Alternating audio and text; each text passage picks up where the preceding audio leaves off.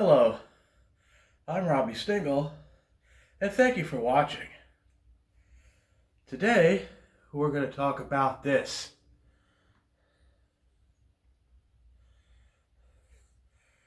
This was actually the first guitar that I built after restoring the 85 and the Red Tiger.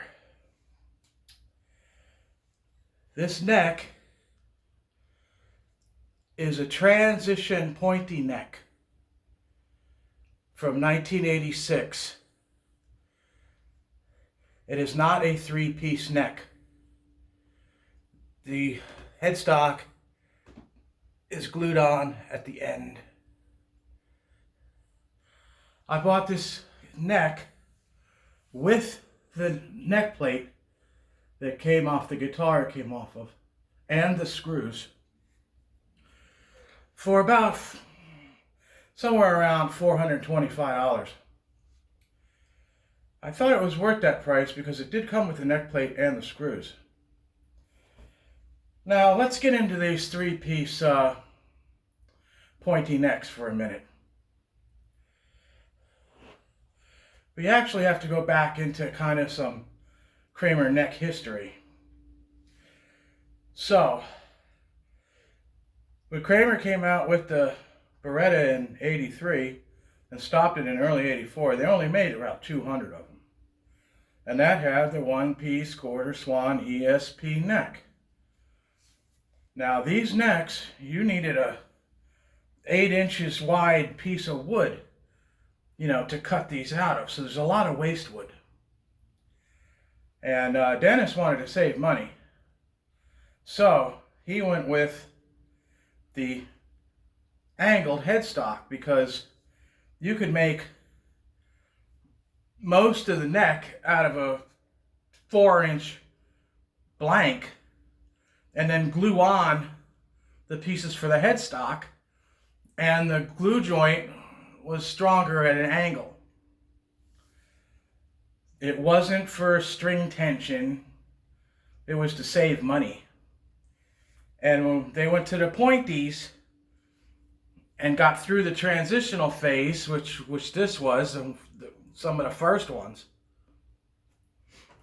they went to the three-piece neck. Now, the story is the three-piece neck is stronger because the wood grain is glued opposite. And that's all fine and all, but that's not why Dennis did that.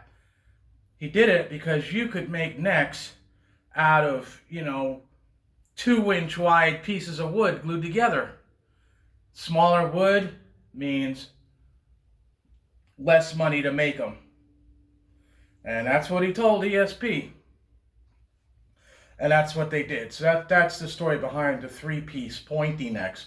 Now, these are very good necks, no doubt. Compared to today's stuff, they're leaps and bounds above. But I thought that was important to mention due to the importance of this being the transition neck, which isn't the three-piece glue-up. Now, this body is a 2018 Gibson Kramer body made out of mahogany. Apparently it's a cheap mahogany because it's not really heavy. And it sounds good because it's a good mahogany. And I filled in the holes for the narrow neck plate and drilled the holes for the fender size. And I want to go over some things about doing this. Obviously, that body did not come in a Floyd Rose. So I had to measure and lay out where the Floyd would go. Now, when you measure these things out, first thing you have to do is file the route on the side of the arm, the side of the arm coupling. That's where it's gonna hit.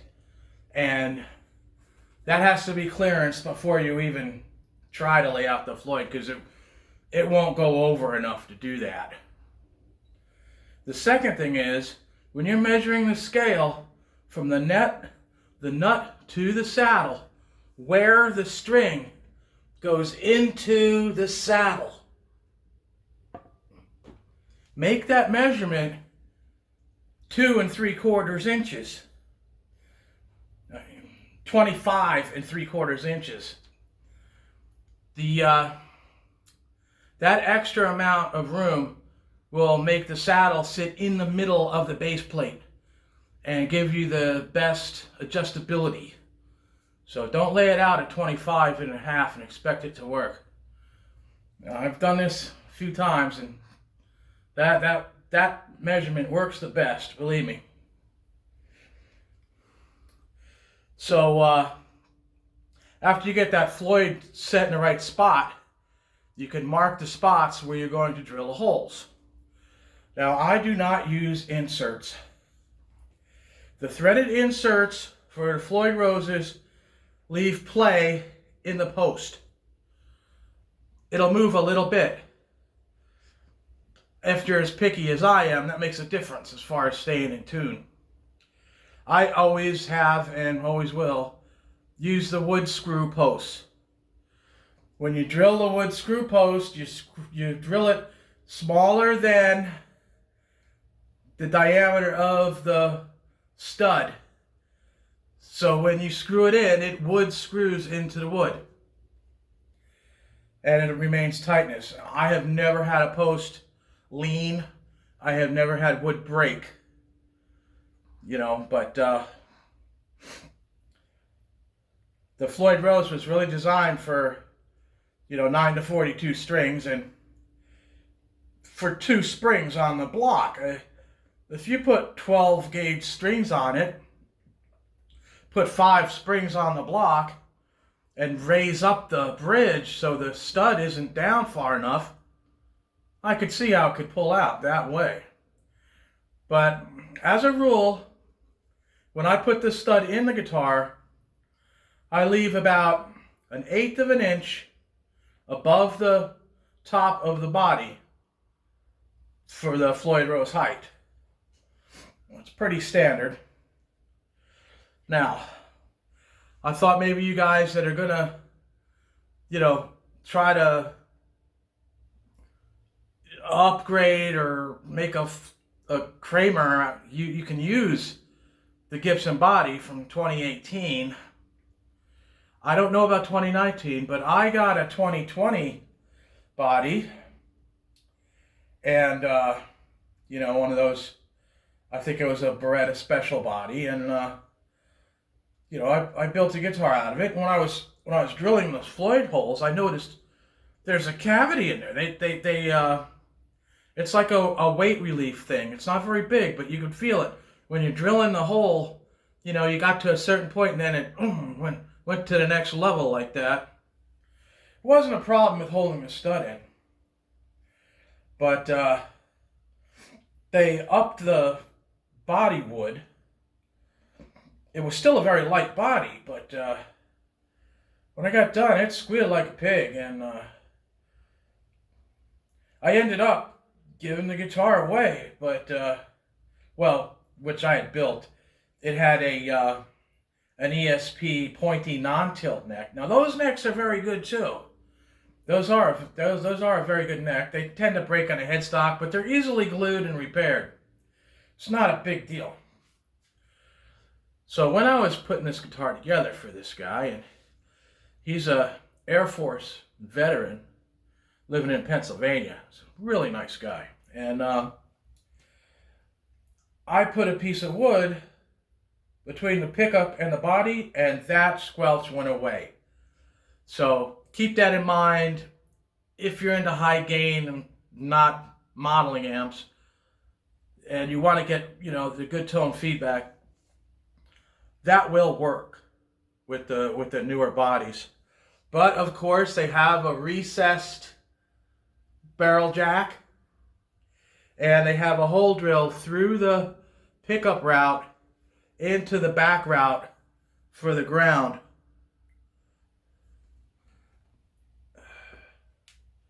And it's being used here. I did not re-drill the hole, which I would suggest just for, try to be authentic. Another thing you can notice is the angle of the claw screws. Now, these Gibson Barettas have a smaller claw. Thus, the smaller width of the holes that hold the claw screws. Now, if the screws are angled like this and you use the regular size Floyd Rose claw, it works. It does not matter if the screws are angled. They go in fine, they do their job, and it stays in tune. Now, this is the guitar that was featured on a couple of my early shorts. At that time, it had the 78 custom shop wound by Marcelo Juarez. But I'm gifting this guitar to a very special friend. And he plays through solid state preamps. And the Alnico 2 pickup with the 9.1 output doesn't really go well with these, modern type amplifiers that most people play through.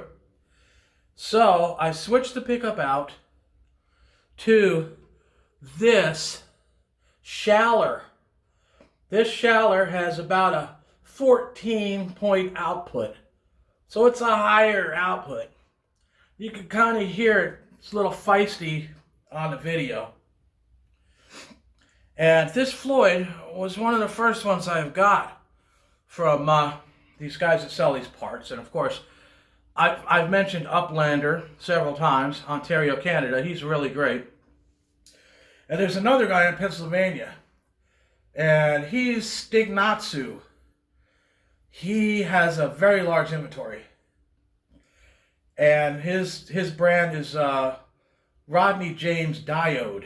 It's a inverted, an inverted triangle, and the RJD logo on there. He has a lot of stuff too. If you wanted to find an older Gibson Kramer body to build one of these things out of. Of course, it's up to you. They're all 2 3/16 neck pockets. You could do, pointy, or you could do the, the beak, or something along that line to make it more of a semi-authentic Kramer. But I got this Floyd Rose from one of those guys. I don't remember which. And it had the wrong saddles on it. It had the Floyd 2, the Floyd Special. Those saddles aren't marked correctly. They have little dots or written numbers on them. And the original Floyd saddles from back in the day, they were marked. They had no marking on 2 of the saddles, and that's the G and the D saddles. Now the A and the B saddles have 1 line, etched underneath, and then the E, both E saddles have 2 lines. That's where they go, and if you really have the right saddle if they're marked correctly. And I got these saddles off of eBay, and they are Schaller saddles. They're not the original Floyd Rose. These are made by Schaller, who makes the Floyd Rose. And I put them on to complete the deal there. So that's the story on this guitar. And I hope you found that informative and enjoyable. And my subscribers, thank you so much. Do you guys jumping on the videos, watching them? It sure makes it worth it for me. I'm just having a lot of fun doing this. There's no, I have no schedule on this. It's just, trying to tell stuff to people and help them out. That's what I'm doing. So, have a nice day. Thank you for watching and rock on.